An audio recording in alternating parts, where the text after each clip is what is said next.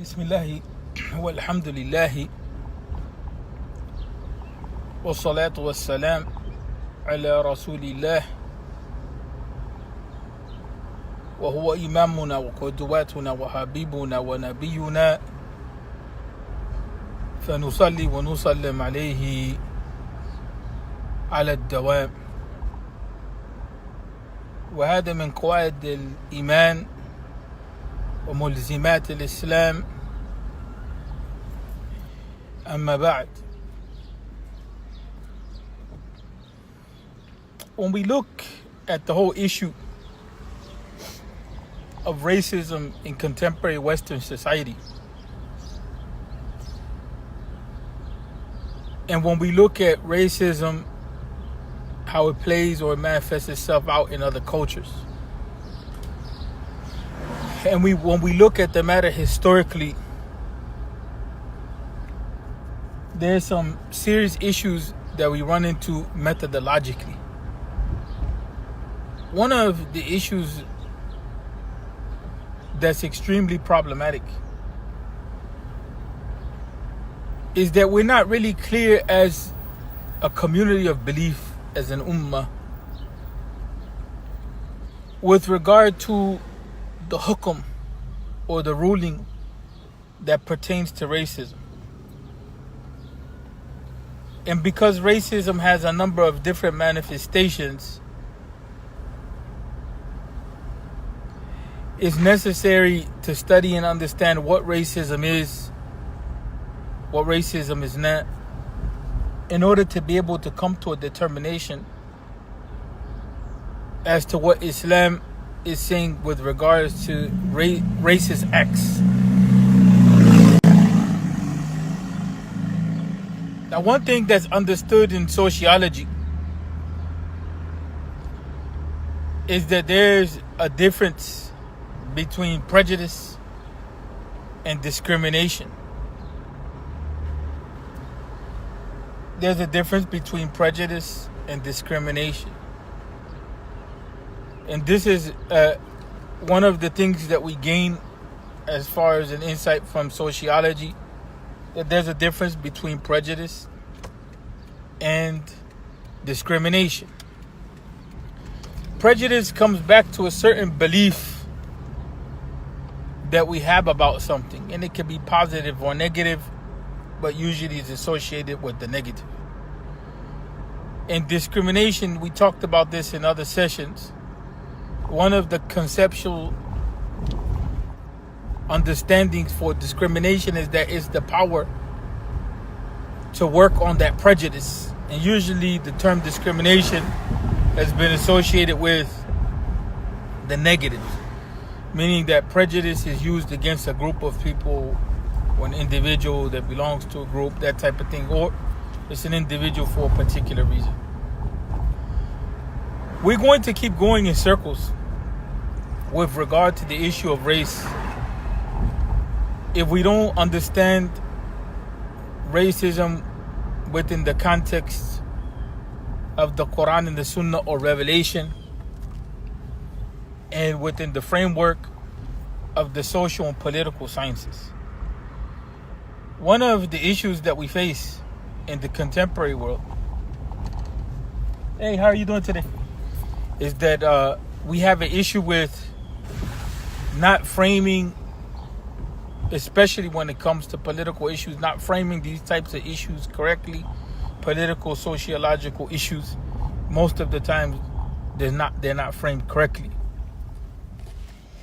And even we have some issues in the past, like for instance some of the statements that Imam Ibn Khaldun made in regard to Africans were problematic, and he borrowed those from others. He borrowed those from the Greeks, and he had some ideas about race that were problematic. But the concept of race that he had may be a little different than the concept of race that we have in today's time.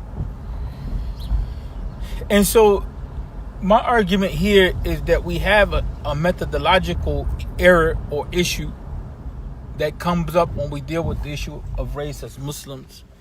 Firstly, we never really get a clear picture what is the position of Islam on racism in a systematic way, and we don't see the evidences ushered forward.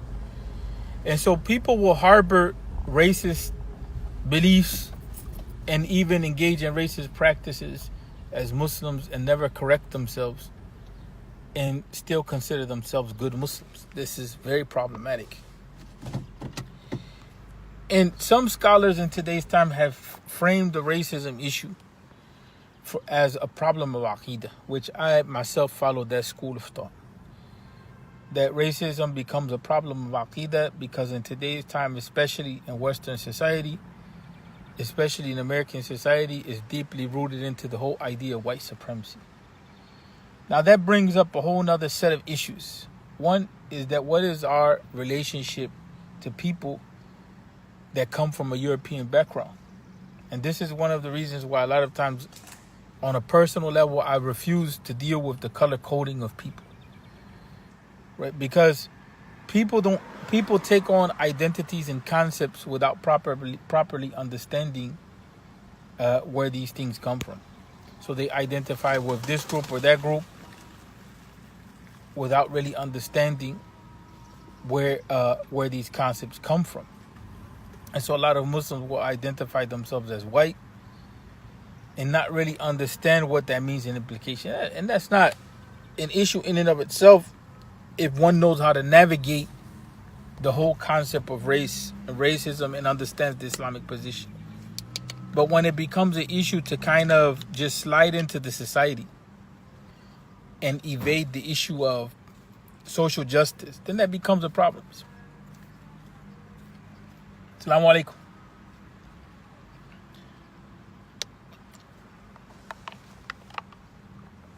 And some people have internalized the concept of black, and they have done so in a positive sense, and some have done so in a negative sense, meaning that they take on the ideas of blackness that have been defined in the society.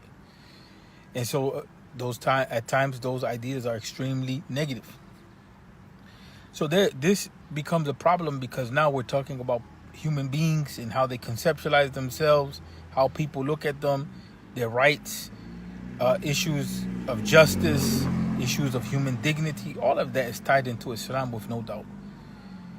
And it's very important that when the Muslims are playing with these ideas, that they're not taking the ideas from the society itself that are negative and superimposing these negative ideas on other human beings and thinking that it's okay. Like, in other words, I'll give you an example. They want to be part of the society, but they're content with being on a certain level. I'm looking for mosque. The masjid is right here. Where? Right there. Yeah. How I can park? You can just park right here. Yourself? Yeah. And so this is one of the issues that we confront. That, like, for instance, the issue that took place in England, it has sparked a lot of dialogue now. And it has sparked a lot of resistance, and it should. But it also brings up another issue, how the Muslims become part of Western society. And rather than having an Islamic position, right, we talk about the Ummah, they start to take on and internalize ideas which are alien to Islam. Ideas which they find in the society which are negative, which take away from the dignity of others. Or they don't want to understand the issue of social problems or the issue of social justice or systemic injustice and so on and so forth. And that continues on and on till they start forming ideas of the identity of others. And it puts us in the same situation like everyone else. And so sometimes these ideas that are found in Western society are supported by ideas that are found in the Muslim world, although they may have a little bit of a different twist. Globalization now has kind of made everything a melting pot. And so people begin to display similar qualities.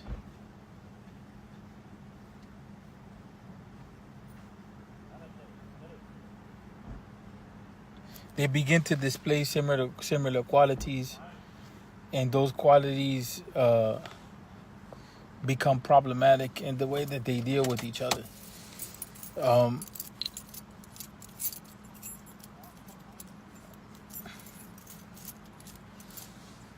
This is another issue here. We have a family that just pulled up in this masjid here. It really doesn't give the women a lot of space, and so the brother came with his daughters or whoever.